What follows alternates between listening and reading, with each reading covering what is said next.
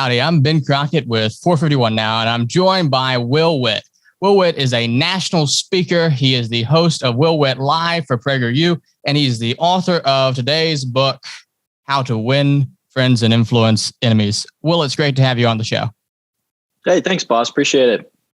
So, before we get into all of the incredibly, difficult and complicated policy questions about your book and about the positions you take, we have to know, how do you do your hair? Listen, man, the hair is all natural. This just happens. All right. You get out of the shower, you put it up, and it just goes. You don't need all this fancy product, all these things. That's just how it goes, man. I guess I was blessed for that. You're kind of famous for this man on the street journalism style that you do. And I kind of want to get you to explain your strategy. How do you go about leading people from their preconceptions about, racism and about COVID-19 and about police brutality? And how do you get them to go to a more reasoned, nuanced, conservative position? How do you ask those questions? How do you formulate them? How do you lead a leftist on to the conservative position? One of the most important things is actually knowing what you're talking about. And so when you're having a discussion with someone, like let's say when I was at Cal State LA and I'm talking to people about socialism, and before I can even start to discuss and say, here's why socialism is wrong, it's like I have to ask them, what is socialism? I think a lot of people are starting having debates with people or talking to people without having the proper definitions for a lot of the words and the things that they are actually talking about. So that is the first thing. Make sure that you are both on the same place when you are deciding what it actually is that you're talking about. The second thing is lots of people, when I finish my interviews, they don't even know that I'm conservative. I was just able to talk my points and ask them questions that open up their mind, just using the facts and persuasion tools that I know how to do, right? So it's not like you need to be going out there with a MAGA hat on and a Trump 2020 shirt and telling everyone what you believe for them to, know what you believe in. You can do it just by asking questions. And that's truly the most important thing, is that you practice doing this. It doesn't come easy at first, for sure. I took a lot of practice to be able to do what I do now. But you have to be able to weave the facts that you want to get across into your questions. If you can do that, then you are then putting them on the defensive.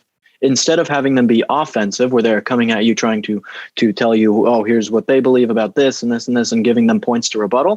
No, you are the one controlling the conversation because you are asking the questions and you are instituting facts inside of them. And because of that, they're going to be able to have their mind changed. It just doesn't work the other way, especially in the political climate that we have now, with everyone basically having confirmation bias with everything they see, and social media working with the algorithms to make sure that you only see stuff that you agree with. It really is about the questions.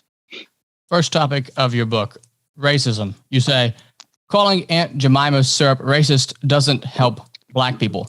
What's the single greatest factor hurting Black people? Well, it has to be fatherlessness. That's number one. When you look at societies across the globe, and when you have people who do not have strong family units, they fail, right? Countries that have stronger family units obviously do much better. China right now, they have a strong aging population, and they don't have a great family structure, a great family incentive for a lot of people to stay together. Now contrast that to somewhere like Hungary.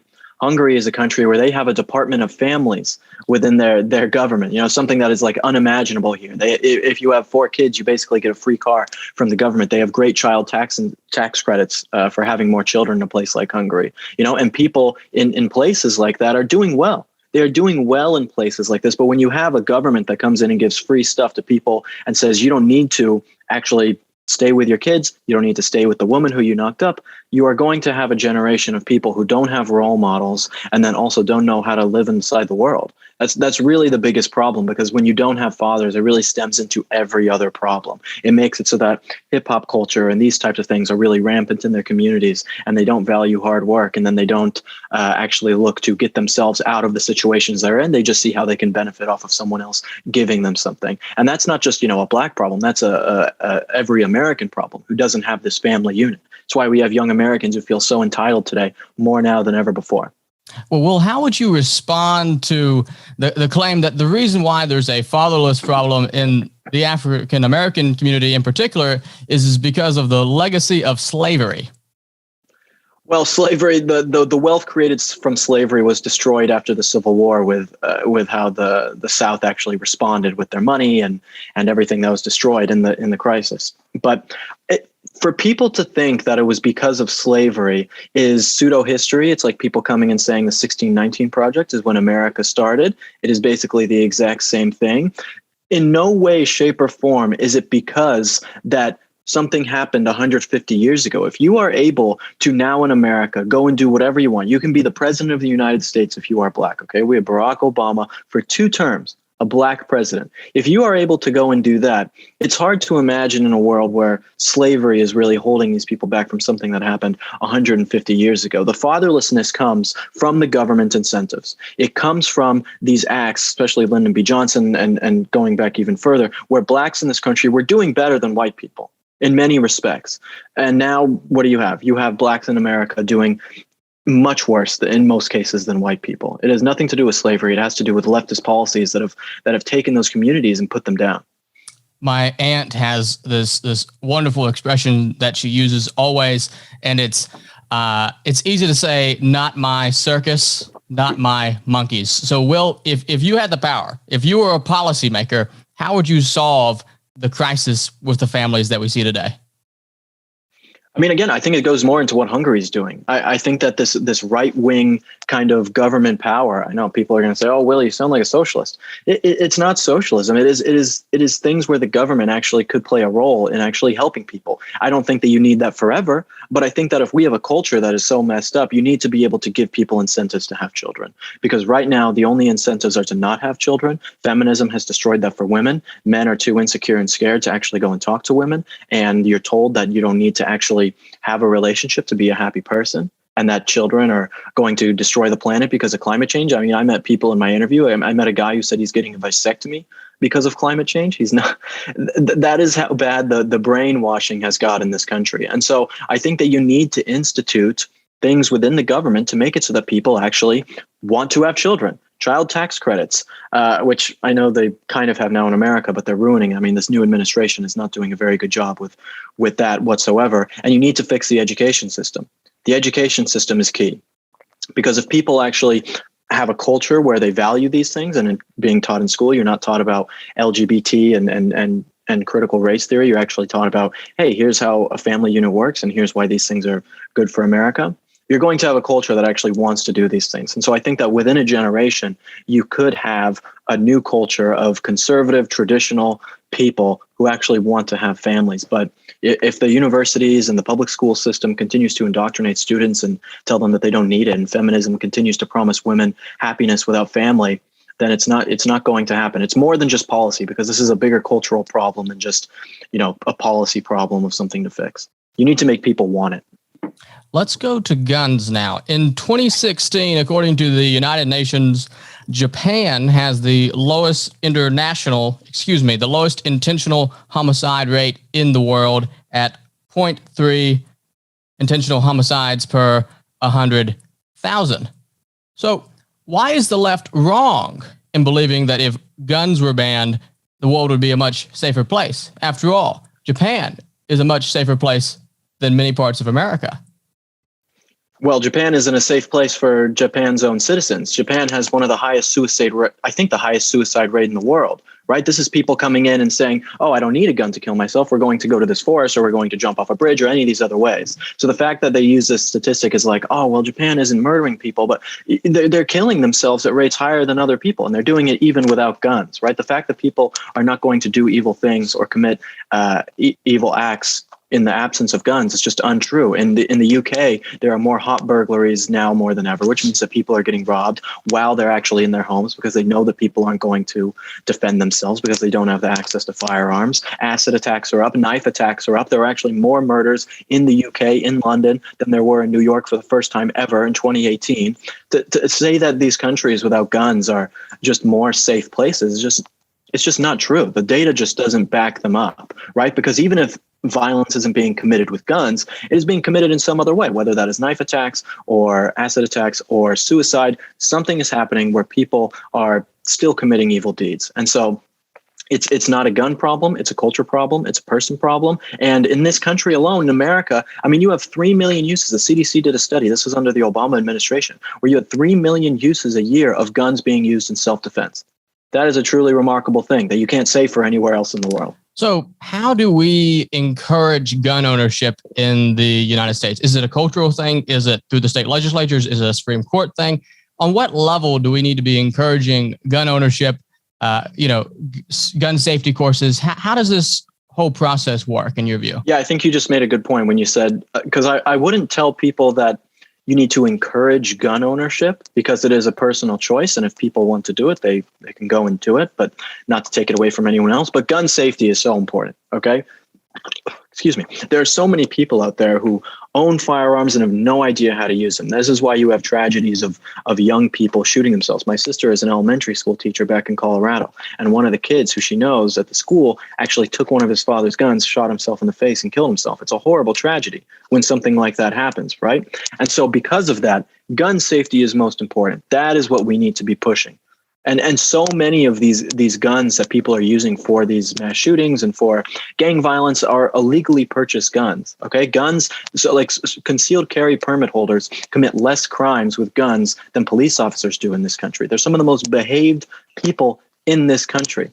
And so the fact that people are thinking that, oh, like gun owners, if you own a gun and you have it yourself, you're going to go around killing people, it's just untrue. Gun safety is the most important thing, and we need to push that on people and gun responsibility. So there's a chapter in here about canceling people, and there's also a chapter in here about free speech. And one of the things you say is that obviously there are some people who should be canceled, and you name Harvey Weinstein as an example.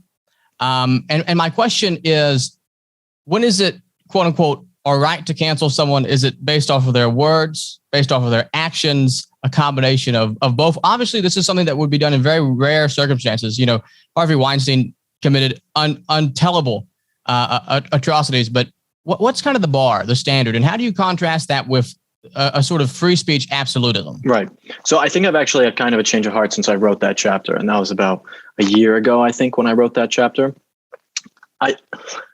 It's hard to say that there's a line. Listen, I don't think that anyone should be canceled when it comes to their speech. I think anyone should be allowed to say whatever it is they want to say, no matter how heinous. You know, if they commit crimes and they get quote unquote canceled and they're in jail, they should have the right to attorney, right? They should be able to have the right to defend themselves. They should be able to have freedom of speech to say what they want to say. Everyone deserves that right to be able to do that. But when it comes to canceling people, I mean, my view has changed because the left is so good at canceling people. They want to shame you for everything you do. They want to tell you that you are a pariah and that you are evil and that you could be a potential Nazi or racist or any of these horrible things. And they want to shun you from society.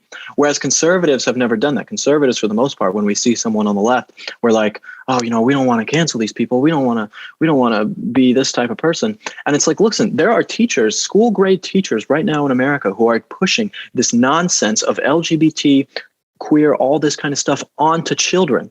It is sexual abuse of children. And in my view, these teachers need to be fired and they need to be exposed for the things that they are doing.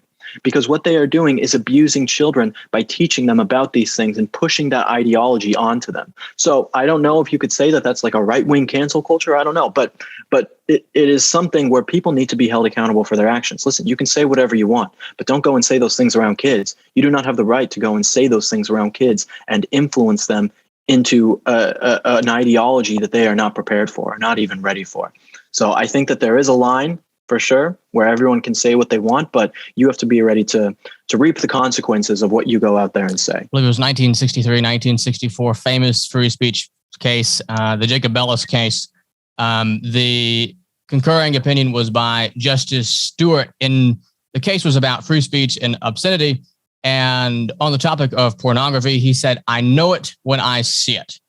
Couldn't we apply the same thing to hateful speech? I don't know exactly how to define hateful speech, but I know hateful speech when I see it. Why couldn't we have that standard in this country? Well, you can't have that standard in this country because if someone is in charge who gets to say this is hateful speech, then you have the entire system corrupt, the entire system destroyed. I mean, imagine if Joe Biden got to say what hateful speech was. Right? I would be in jail. I mean, Dennis Prager would be fined for the things that he says, right? Because the people on the left are in power. So this is why you have to have this sweeping all-encompassing freedom of speech, where you have the right to say these things. Because if someone, it doesn't matter, even if we had a conservative, super right-wing, 100-seat majority conservative government, and they said, all right, we're going to institute hate laws, and for the first 10 years, it was great. And all these things that the left said were hate speech laws. One day, the left will be in power, and then it'll be us on the chopping block when it comes to that, okay?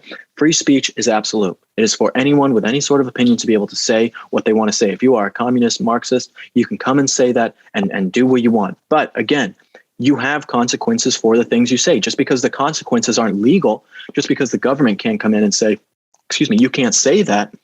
If you're a professor or a teacher or you're at your work and you start preaching Marxism, you have the right to be fired. Right? That is what happens. You have consequences for your speech. The cancel culture is not coming out and saying, oh, people don't have to take consequences for anything they say. Of course they have to take consequences for what they say and what they do, and people will hold them accountable. I mean, that is our entire world. That is what I do for a job, is talking about things and holding people accountable to the best of my ability. But the government does not have the right to step in and say, you are not allowed to say this. It is not their place, because whoever is in charge of the government gets to decide the rules, and we do not want that as a country or a world, to be frank. Thomas Sowell was a socialist famously before he went to work for the government. What's your sort of conservative conversion story? Yeah, I mean, I was in college and I was a liberal atheist my entire life, going through university and also high school and everything before that. And it all changed. I was an English major and I was in a sociology class, which was a completely useless class. And they start talking to me about white privilege and how bad capitalism is. And at the time, I had no idea what these things even were. I mean, what is white privilege? Am I really this privileged guy? I went to a high school where I was the minority. It was mostly Black and Hispanic kids, and I was the minority. I was oppressing these people now just because I was white? That seemed racist to me. And so there was something that is a switch that just went off in my head. And it said, this is wrong. This is wrong. And then also the girl in 2016 who I was dating turned out to be a huge Hillary Clinton supporter. And she kind of pushed me over the edge too, because she would talk about things and I would not think that made sense. So then I would go and research, and then I found out, wow, her and I really aren't very compatible with what I believe about the world now. And so a lot of it changed from there too. And so then eventually I started getting really involved. I got involved with Turning Point USA and started working for them. I got involved with the Republican Party in Colorado. And then I eventually got involved with PragerU and their student program, Prager Force, and joined up with them, made a video for them and sent it to PragerU, and they loved it, posted it. And long story short, they offered me a job. And so after 2 years of school, dropped out, University of Colorado, moved to Los Angeles to do what I do now. And we're coming up on 4 years in 3 days. Fantastic. You know, speaking of being an English major, I have to ask you a few book questions. So what books have influenced your beliefs when it comes to politics? So my number, I'll give you a few, because I love reading. It's people do not take enough time to read. This is just advice. I'm writing a post for my blog, and for about things I learned this year. And one of the most important things I tell people to do is to read more, right? Don't watch Netflix. Don't do these useless things. Go and read more. It will change your life. So number one, the newest book that I really liked was Tucker Carlson's Ship of Fools. For anyone who's looking for a good read that's very grounded and calls people out and exposes what's happening in this country, that's a great one. Secondly, my favorite author is Nietzsche. I mean, I love Friedrich Nietzsche. He's my favorite philosopher. And his values when it comes to good versus evil, the herd morality versus the leader versus the Übermensch, I mean, all of these things have influenced me to a degree that I can't really say here. The things that he talks about are just, it's things that everybody knows but won't admit. You know, we want to believe that we are all special and that we're all doing something righteous and this unique person. But when it comes down to it and you look at most people are sheep, and 0.01% of the people are actually wolves who are setting out from the